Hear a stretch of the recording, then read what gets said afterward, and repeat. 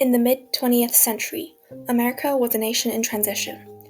Women were expected to conform to traditional roles in society, as mothers and housewives. Few women were economically independent. But, in the midst of confrontation, a young girl from Ohio had a different view for herself and women, that is, Gloria Steinem.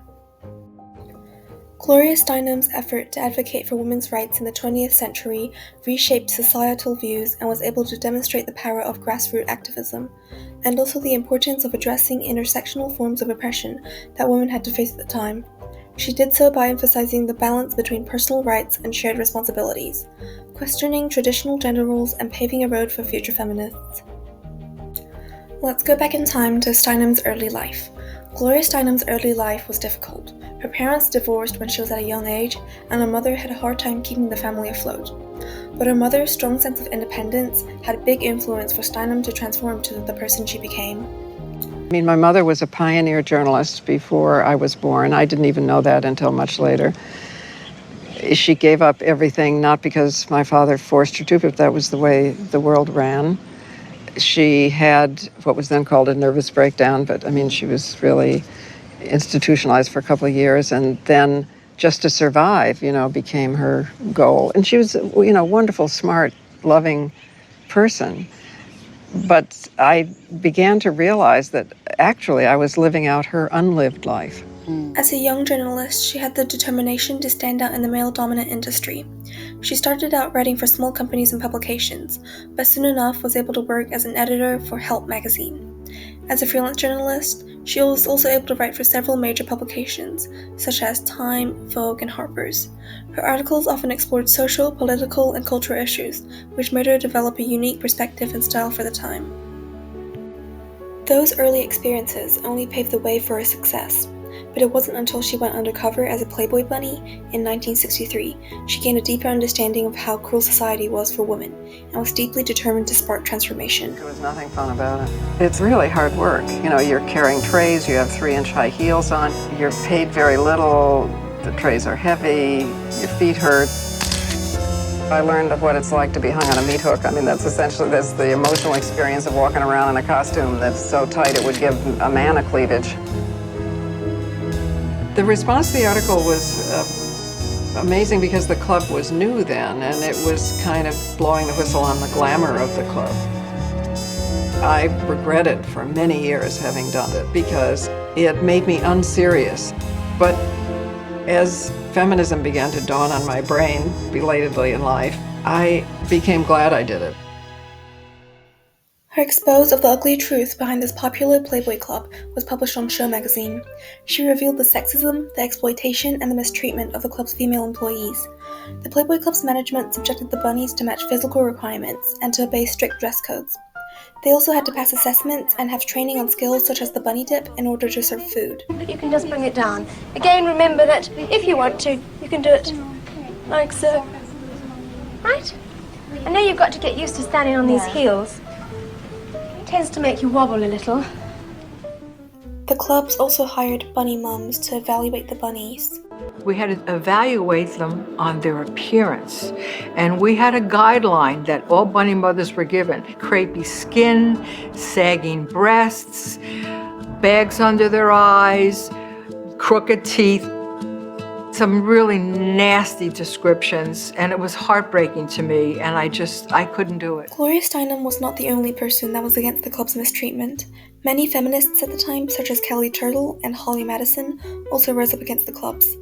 And most importantly, rose up against Hugh Hefner, the founder of Playboy magazines, which extended into the creation of Playboy clubs. Hugh Hefner's sickly practices included a time every week called Pig Night, where so-called special girls would get chosen to join him and his friends at a mansion. One at a time, the girls were escorted into the front bathroom, where the doctor would inspect them for anything that would be detrimental to any of his friends. The girls that passed muster would have sex with the different friends of Hefner. Gloria Steinem's effort in revealing the Playboy Club demonstrates the importance of protecting workers' rights and also the responsibility of employers to provide safe working environment for their workers.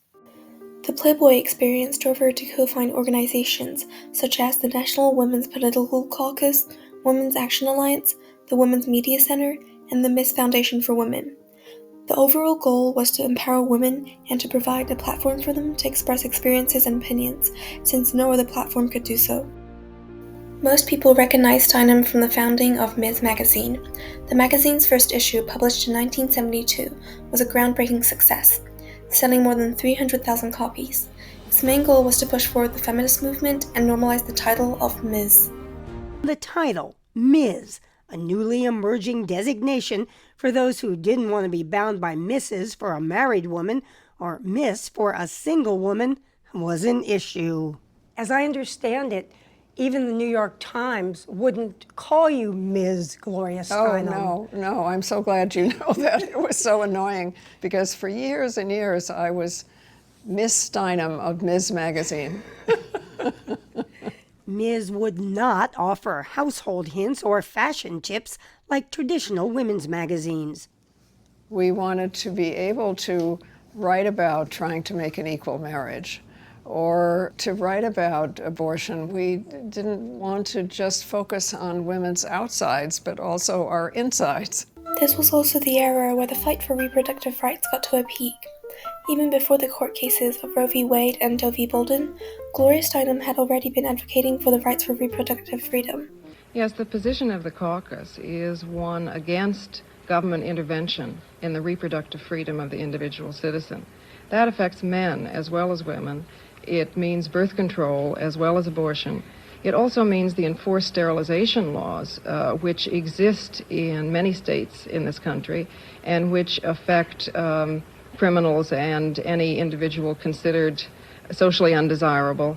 Very often affects poor and minority people, welfare clients, and the like. And it's clear from the opinions in other industrialized countries, and also from the opinions here, that is not the wish of the average citizen, male and female, is not to have government intervention in that most private area of personal freedom. In her efforts on abortion, she emphasizes the responsibility for society as a whole to protect women's bodily autonomy, and that women's rights to health care and freedom is linked to basic human rights. Gloria Steinem has many major short-term impacts, but the most important one is that her efforts were able to change how women were portrayed in the media. She challenged the stereotypical portrayal and was able to promote a positive representation. Many stories in her magazines were about independent women, women's achievements, struggles, and experiences, showing diversity and their power. Along with the portrayal of women, Steinem also had a big influence in the ERA ratification campaign. She helped organize petitions in an effort to lobby and push for the ratification. The real cutting edge of the opposition is usually economic. Equal pay for comparable work costs money. Mm-hmm. Men are not going to go downward in their pay, obviously. Women are going to go upward. And there are an awful lot of people benefiting from this very cheap labor force now.